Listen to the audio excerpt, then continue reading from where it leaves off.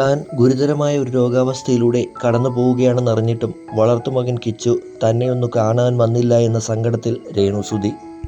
വിവാദമുണ്ടാക്കുവാൻ വേണ്ടി പറയുന്നതല്ലെന്നും കിടപ്പിലായ ഒരാളല്ലേ ഒന്ന് കാണാൻ വരാമല്ലോ എന്നും രേണു തൻ്റെ പുതിയ വീഡിയോയിൽ സങ്കടം പങ്കുവയ്ക്കവേ പറഞ്ഞിരുന്നു.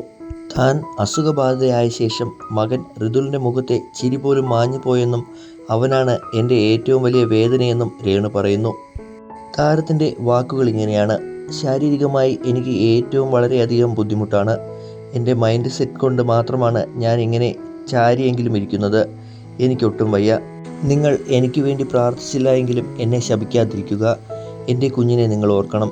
എനിക്ക് ഋതപ്പനുണ്ട്. ഒരാഴ്ചയായി കുഞ്ഞ് ചിരിച്ച് ഞാൻ കണ്ടിട്ടില്ല. അതിനെ ഓർത്ത് ഞാൻ ഓരോ നിമിഷവും ദുഃഖിക്കുകയാണ്. ഞാൻ എന്ത് ദ്രോഹം ചെയ്തിട്ടാണെന്നറിയില്ല. 11 വയസ്സ് തൊട്ട് ഞാൻ നോക്കിയൊരു കുട്ടിയാണ്ട്. അവൻ എന്നെ ഇതുവരെ തിരിഞ്ഞു പോലും നോക്കിയിട്ടില്ല.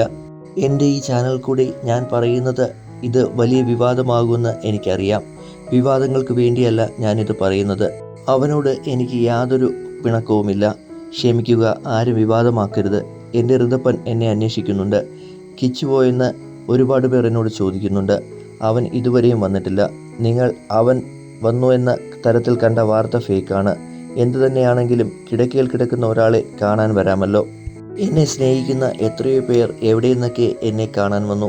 ഇൻഫെക്ഷൻ വരും എന്നതുകൊണ്ട് മാസ്കൊക്കെ വെച്ച് റൂമിൻ്റെ വാതിൽക്കൽ നിന്ന് കാണുകയും സംസാരിക്കുകയുമൊക്കെ ചെയ്യുന്ന പലരുമുണ്ട്. എനിക്കിപ്പോൾ ഒരുപാട് കൈത്താങ് ലഭിക്കുന്നുണ്ട്. ഞാനൊന്ന് കരയുമ്പോൾ അമ്മയും പപ്പയും ചേച്ചിയും എല്ലാം ഓടിവരും. അതുപോലെ മാനേജർ കരിഷ്മയും സഹായിക്കുന്നുണ്ട്. എന്നെ സ്നേഹിക്കുന്നവരോട് എങ്ങനെ നന്ദി പറയണമെന്ന് എനിക്കറിയില്ല. അതിനിടയിൽ വാശി കയറി വിവാദങ്ങൾ സൃഷ്ടിക്കുന്നവരുമുണ്ട്. ആർക്കും ക്യാൻസർ രോഗം വരുതേ എന്ന പ്രാർത്ഥന മാത്രമാണ് എന്നും എൻ്റെ ജീവിതത്തിൽ ഇപ്പോൾ ഉള്ളത്. ജീവിതകഥ വീഡിയോ പങ്കുവച്ചതിന് പിന്നാലെയായിരുന്നു കിച്ചുവും രേണുവും തമ്മിൽ അകന്നിരുന്നത്. രേണു അച്ഛനെ വിവാഹം ചെയ്തതിന് ശേഷം താൻ പലപ്പോഴായി ഒറ്റപ്പെടലുകൾ അനുഭവിച്ചതായി കിച്ചു വെളിപ്പെടുത്തിയിരുന്നു. മാത്രമല്ല, രേണു സബ്സ്ക്രിപ്ഷൻ ആരംഭിച്ചതോടെ ഗ്ലാമറസ് വീഡിയോ പോസ്റ്റ് ചെയ്യുന്നതിനെക്കുറിച്ച് കിച്ചുവിന് യോജിപ്പുണ്ടായിരുന്നില്ല. പലപ്പോഴും ആ എതിർപ്പ് പരോക്ഷമായി കിച്ചുവും പറഞ്ഞിട്ടുണ്ട്. രേണുവിനും കുടുംബത്തിനുമെതിരെ സംസാരിച്ച ശേഷം ഒരിക്കൽ കിച്ചു കോട്ടയത്തെ സുതിലയത്തിൽ വന്നിരുന്നു. അന്ന് അനിയൻ ഋതുലിനോടൊപ്പം സമയം ചിലവഴിച്ചത് കിച്ചു വ്ലോഗായി പങ്കിടുകയും ചെയ്തിരുന്നു. ഇപ്പോൾ ക്ലോത്തിങ് ബിസിനസ്സും വ്ലോഗിങ്ങും പഠനവുമെല്ലാമായി കിച്ചു വളരെ ആക്റ്റീവാണ്.